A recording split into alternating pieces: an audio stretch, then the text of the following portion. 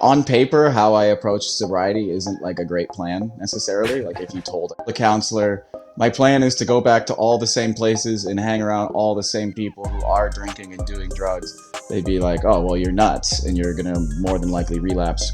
But the places that I was drinking and doing drugs were also where my job is. This is Hard Knocks Talks. What's up, Andrew? How are you? I'm good. How you doing? I'm doing well, man. Thanks for joining me today. Is there anything that you'd like to say before we jump into it? No, just happy to be here. Excited to be a guest on Hard Knocks Talks. Why don't we start from the beginning? Like I came across you on Instagram. You're posting some pretty inspirational and some pretty funny stuff. How did this all get started for you? Was this something that you grew up around? I guess it started a little bit when I was younger. You know how it is in high school. Just people start drinking at parties and whatnot, and you do it a little bit to fit in. And then I guess things really took off addiction wise when I started doing comedy. Your environment every day is that you're in a bar, surrounded by alcohol, surrounded by people drinking. You don't really have to be up at any particular time in the morning. Your Mm. schedule is pretty unconventional. So the lifestyle sort of lends itself to being able to drink a whole bunch and get away with it. Did it start to become a problem right away? Not right away. I think, I'm sure you've heard before that addiction is like a progressive disease, right? It gets worse over time. And I think that's kind of how people get hooked is that at first it's not a problem. It's like super fun. Mm-hmm. I had a pretty good drinking prime, I would say, Mm-hmm. before things got bad, where like you're young, your body can handle a lot, right? So I'd be out drinking every night of the week. Started doing coke. I'd be doing coke, maybe 3 times a week. And at the time, I did have some jobs. I was working in a couple different kitchens and for my buddy's moving company. And I could stay up all night drinking and doing coke, and then go to work and move furniture on 0 hours of sleep. I'd be like coming down off Molly, dragging an armoire up a flight of stairs. All of a sudden, I'd be sleeping through alarms, or my alarm would wake me up, and I just decide, I'm not going to go. And I'd throw my phone at the wall and just turn it off, and, wake up 8 hours later to a bunch of angry text messages and stuff like that. It got less and less functional over time. But I think Mm. how the disease hooks a lot of people is at first, it'll give you a nice prime and it feels like everything's kind of working. And then you tell yourself, like, maybe I can get back to that, like things aren't going so well anymore, but maybe there is a way back to when everything was kind of feeling balanced. Mm. Even though, there's not. Yeah. Tell us about like Yeah. yeah, tell us about that. Like when did you start to realize that this was a problem? That I knew for a long time that I had like a problem, but I didn't really know what that meant. I was pretty uneducated on the subject of addiction, so I didn't really understand that it was a disease and how the disease works and everything. Mm. So for a long time, I understood that I had a problem, but I thought that for me, moderation would be some kind of option, which for most of those who have tried it, understand it doesn't really work. Yeah, I got Mm-hmm. to the point where, like, around the time I was 29, I was starting to have heart pain all the time. Like, walking up a flight of stairs would leave me short of breath. I got gout. I got gout when I was 29 years old, which is insane. That's so young to get gout. Mm-hmm. But I was like only drinking draft beer, pretty much, no water, eating like one takeout meal a day. And it turns out if you do that for months and months and months in a row, you'll get gout. Mm. And it is wildly painful too. I did not see that coming. And it's super embarrassing. Basically, what it is that it's typically like it's your joints. I got it in my foot, and it's a buildup of uric acid around the joint, Mm. which is piss, essentially, like piss particles that build Mm. up around your joint and like render you kind of immobile. Were these warning signs for you? Like when you're getting gout, you're starting to have heart pain. Like did you end up going to the doctor about any of these things, or did you just keep going? Oh, I had to for the gout. When you get gout, you need help. It Mm. is bad. Yeah, I could barely walk. And thankfully, gout, they've seen it before. They give you some pills and it goes away. And then they're just like, you're dumb. Drink water, please. Essentially. So, yeah, I guess these are all warning signs, but I don't know. At the time, I was very mentally unwell. and I didn't care about myself very much. And I just sort of, I Yeah. figured, yeah, at some point I would overdose or my heart would explode or something like that. I think something that they say about addiction often is that like first it isolates you and then it kills you, right? Mm. So it definitely got to the point where it was isolating, not in the sense that I wouldn't go out at all, but whereas I'd say earlier in addiction, I would go out, I would drink, I would do coke, hang out with people, come home around 3 a.m., and then I would go to bed. Whereas once it got worse, I would go out, I would do a show, I would drink, I would do coke with people, I'd hang out till around 3, 4 in the morning. Then I'd go home and then I'd keep doing coke by myself in my Mm. bedroom for hours. Hearing the birds. It's always I feel like that's a horrifying thing for a lot of addicts. It's just Yeah. remembering hearing the birds and knowing, oh my god, the whole world is waking up right now and I haven't slept, Yeah. nor am Yeah. I anywhere close to sleeping. You look out your window and like the old people are like walking to their morning coffee. Oh yeah, so horrifying. I used to go to after hours sometimes too, like those like sort of illegal coke dens, and there's no windows in those places or anything. So Mm. sometimes you're at those until like 10 a.m. noon, and then when you leave, you just step out into that harsh sunlight, and like everyone's going about their day, and you like I remember realizing like I'm the crazy guy in the street right now. Like people who see me are like, look at that strung out crazy man. Yeah. So you just find a cab as quickly as you can.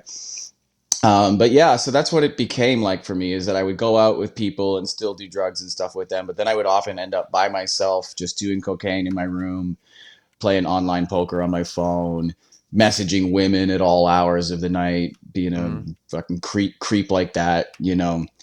And then at some point, the drugs start to sort of wear off and you start to get the dread and you feel sad. And that's normally when I would just chug a bunch of whiskey and hope that that made me pass out. Mm.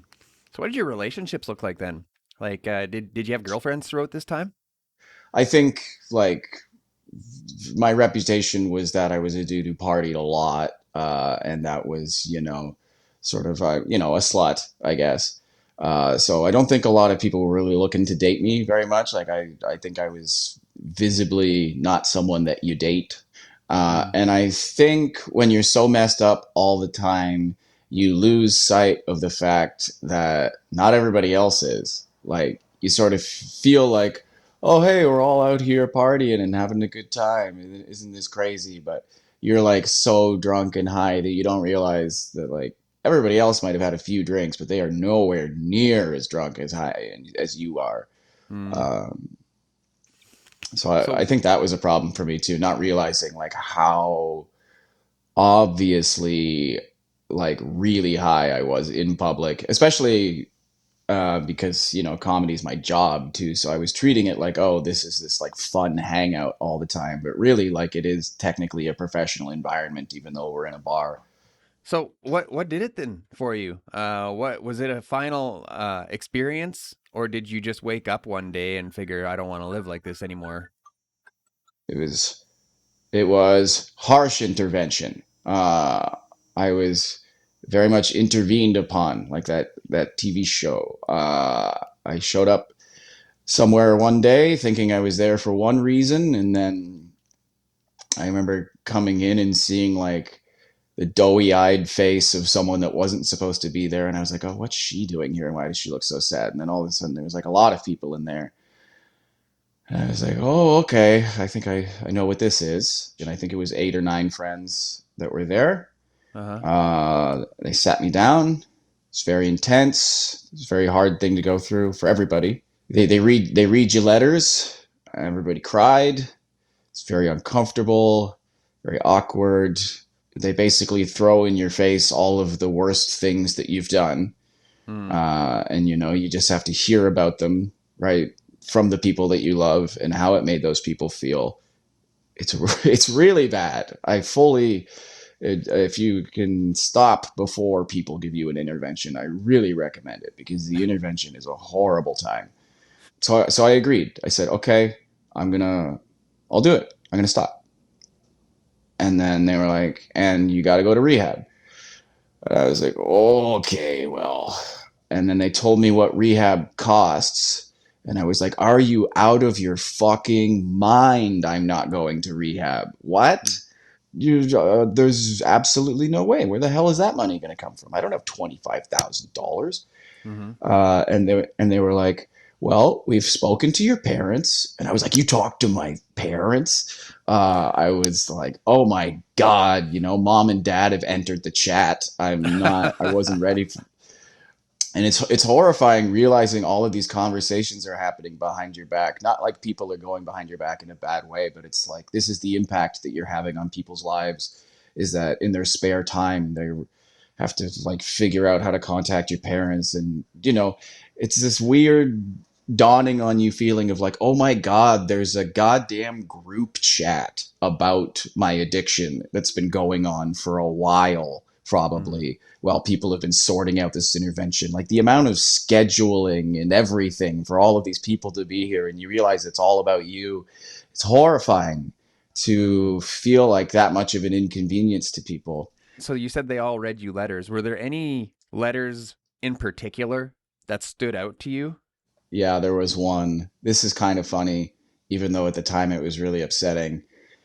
So, they all sent each other the letters beforehand, I think, and whatnot, and read each So other's and will things like. you proofread my guilt letter to to Andrew Pretty here before we? much, yeah, I think so. I don't know exactly. You'd have to talk to them about exactly how it went. But anyways, my one friend, he wrote one letter initially that was extremely harsh because he was angry, and he wrote like a nicer one when he was less angry because he didn't want to be so harsh. But he wasn't at the intervention. He was at the time he was living in Europe, Mm. so he trusted them to read the letter for him.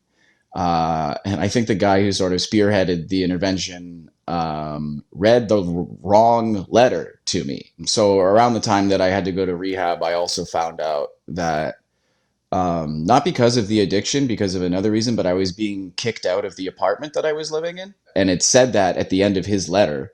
So I wasn't even supposed to learn that information yet. And I did, which, yeah, made everything a lot more difficult. Mm. So you went to rehab. I did. What was that like? Well, I went in pretty humble. I'll say that. I think I also like really didn't want to be there, like really, really badly.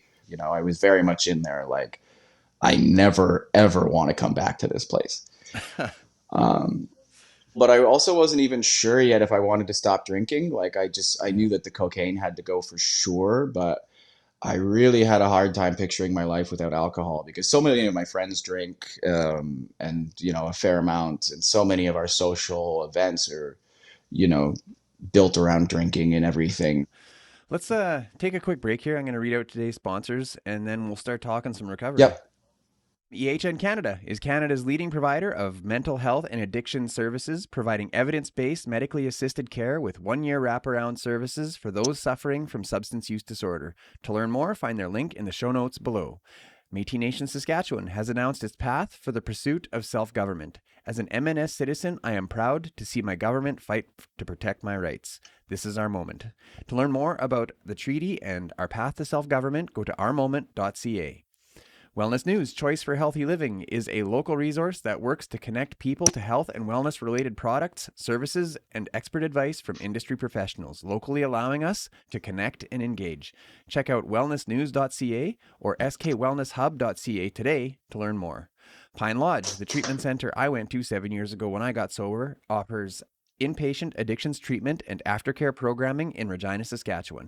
To inquire about services or make a donation, call 306 510 1891. To make contact or to learn more about today's sponsors, to check out our new merch, or if you want to show us some love and buy us a coffee, all of those links are also in the show notes below. Tell us about some of the moments like early on when you're still in the center that started to shift your perspective. One of the most important things that they told us in rehab, you've probably heard this quote before, is that resenting someone is like poisoning yourself and expecting them to get sick.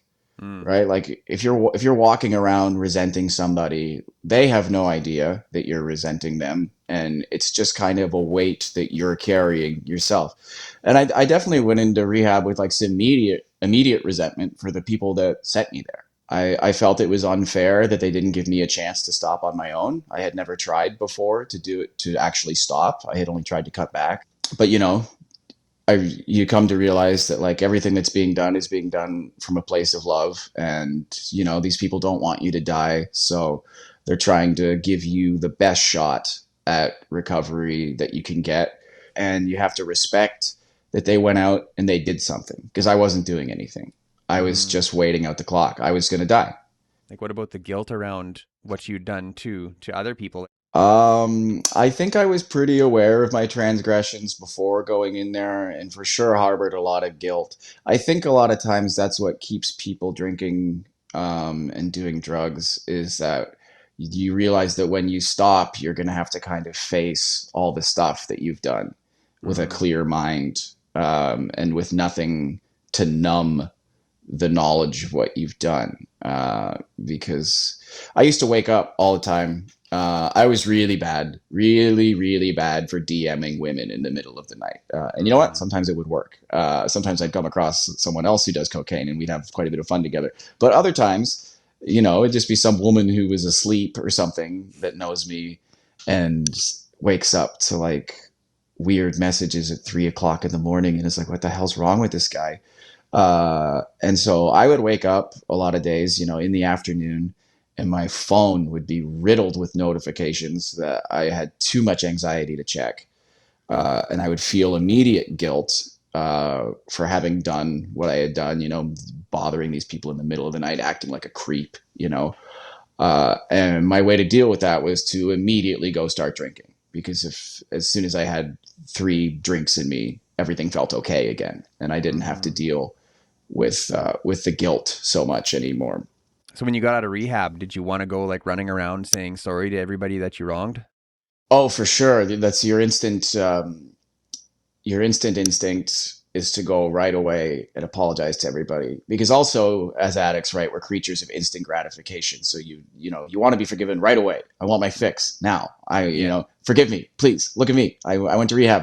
I Yeah. turned things around. Come on.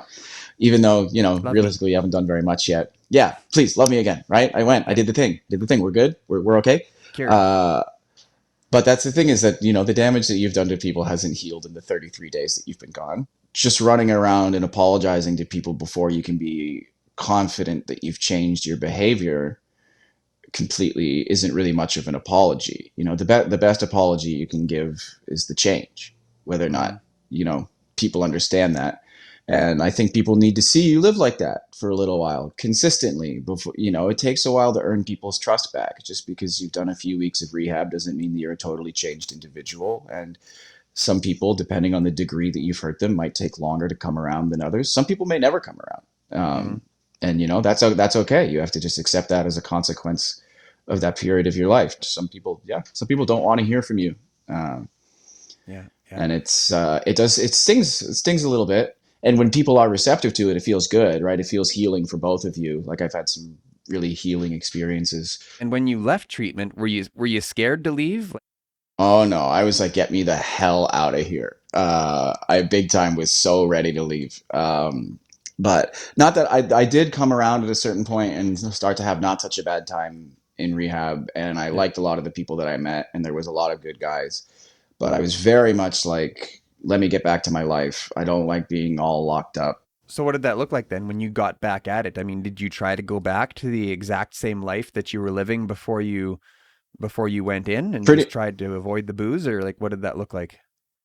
Yeah, pretty much. On paper, how I approach sobriety isn't like a great plan necessarily. Like if you told a counselor, my plan is to go back to all the same places and hang around all the same people who are drinking and doing drugs, they'd be like, "Oh, well, you're nuts, and you're gonna more than likely relapse quite quickly." But the places that I was drinking and doing drugs were also where my job is. Mm. I don't really have a choice.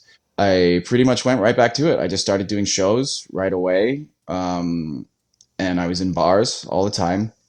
The way that I sort of armored myself is that I just told people that had been in rehab. I was really open right away. I decided not to hide anything. I started doing stand up about it day one. And I just made it very publicly known that I had to go to rehab and that I had had a problem and that my goal from this point forward was to be sober. And sort of everyone around me knowing that gave me this like fear of relapse because I didn't want to go through the embarrassment. Like if I had a beer in my hand, everyone in the room would be like, "Oh, that's bad. Like Mm-hmm. something bad is happening right now."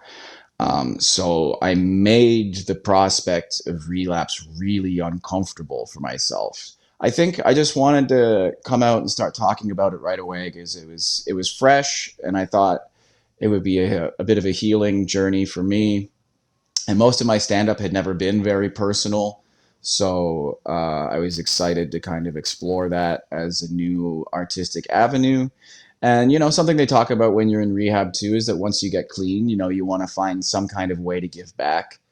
I thought that as a performer, something that I could do quickly to give back was just start talking about it in front of people and try to take away some of the stigma. I sort of have the advantage that I'm not uncomfortable speaking in front of people, and I've been embarrassing myself in front of rooms full of people since I was 18 years old. So for me, it's not stressful at all to go in front of a room full of people and talk about addiction. Like it doesn't even bother me a little bit. Were you able to Yeah, maintain those same relationships, or did they sort of fade away? sometimes people talk about like, oh, when you get sober, you realize that some people weren't really your friends. They were just people that you drink with. And I don't necessarily think that negatively about it. I think it's just that truly I operate at different hours now than a lot of those people. So there's people that I used to drink with that I still feel sort of just as close to. It's just that, when they're getting to the bar, I'm going home. There's friends that I still see quite a bit, that I make time for during the day, and we do daytime stuff. You say you see people during the day. Was it interesting to see what their lives looked like outside of the drinking and the using? Because it sounds to me like if you're maintaining the same friends but you're now meeting these people like during the day, you say you make time for them. Does Yeah, their life look different than you thought it did? yeah. I think you realize how much more adult other people around you were. Like you're blind to a lot of things when you're in addiction. And yeah, it's been nice, sort of realizing the appeal of daytime. I was basically always a nighttime guy, and it turns out, walking around and getting some sunshine and having a couple things done before noon, it's a pretty good way to live. And I don't miss so much how I used to live, maybe here and there. But Hmm. when I first got sober, there was definitely a lot of FOMO. Like, I was the guy that shut down the bar. I was the last person awake every day. I never missed anything. I was out until everybody went to bed, and then I was still doing drugs by myself. So, when I first started to hang out again, I was like, I'm gonna miss all these things because I'm not gonna hang out till 5 o'clock in the morning anymore. I'm gonna miss all that great stuff that happens, and I was a little bit scared by that. And then, you hang out in a bar sober a couple times, and by midnight, you're like, yeah, get me the hell out of here. No one says anything interesting after midnight. I don't have to be here. I can go home Mm-hmm. and get a nice 8 hours of sleep and wake up all bright eyed and bushy tailed and go for a run.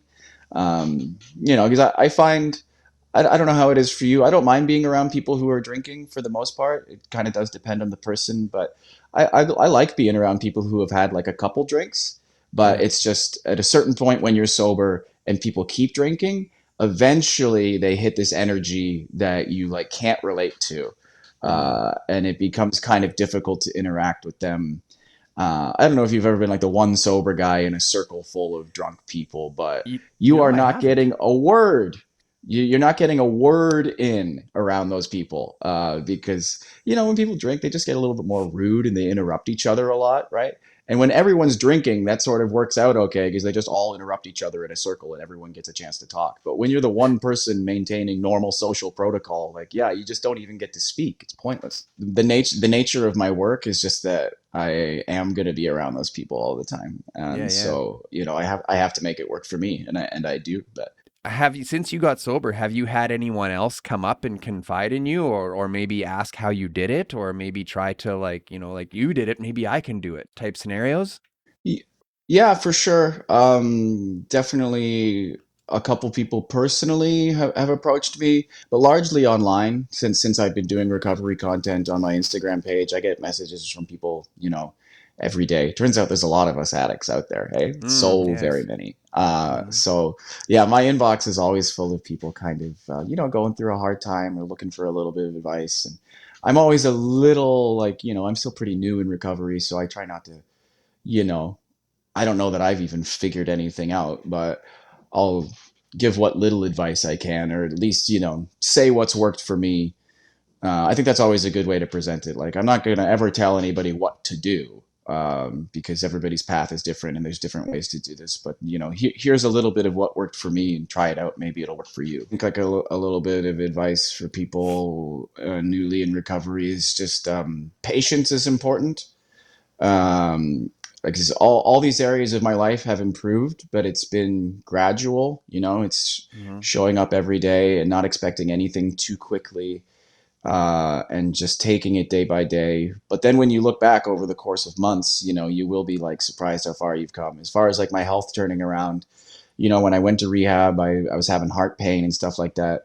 10 months later, after, consistency, going to the gym every day and little tiny improvements and everything, after 10 months, I ran a marathon, uh, and in pretty good time, slightly under 3.5 hours, which is not bad. Mm-hmm. Um, but, that didn't happen overnight. It was just showing up and trusting that as long as I stay sober and as long as my intentions are good and as long as I'm, trying to take good care of myself, that gradually all of these things will come. Your relationships get better, your friendships get better. A lot of the things that you lost do come back. Fun new things, will come into your life. It just takes that trust. Do you believe that there's a God? Did you believe that this spirituality sort of steered you to where you are today? Like, what does that look like for you? I guess I believed that there was a God because I was just told that there was one, and then you're young. Um, but I never was really enjoyed going to church or anything like that. It was always sort of a place I was begrudgingly brought. It was sort of like my weekly little rehab, I guess. But yeah, I wouldn't consider myself like an atheist. I'm not smart enough to, I don't know. I would love it. Here's the thing: some atheists are always like they're mean to religious people and stuff and act like they're dumb or what. And I'm like, I would love for the religious people to be correct. It would be great if there was an afterlife. That would be really nice. The idea that there's something big out there kind of looking after us and that there's a place for us to go is very nice. And I hope that they're right about it. I just don't know that they are. Like, I wouldn't say that I Mm. believe that, but it would be great.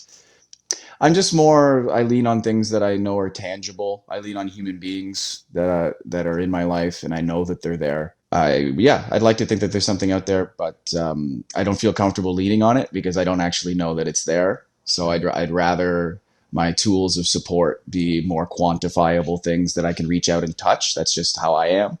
Okay, cool, man. Well, thanks so much for joining me. But before we let you go, where can people Yeah. find you? The best place would be just follow my Instagram. It's Andrew Barr Comedy, all one word. I post lots of recovery stuff on there, and that's where sort of most of my following is. But if you're a TikTok person, I post on there too, Andrew Barr Comedy. And yeah, Instagram is also where I post about my upcoming shows and stuff like that. If you ever want to see something live, that's yeah, best place to go. All right, Andrew, thank you so much for joining me today. It was a great conversation. And best wishes moving into the future in your recovery. It looks like you've got a bright future, so I look forward to following along on Instagram. And I guess that's it. Thanks so much. Thank you.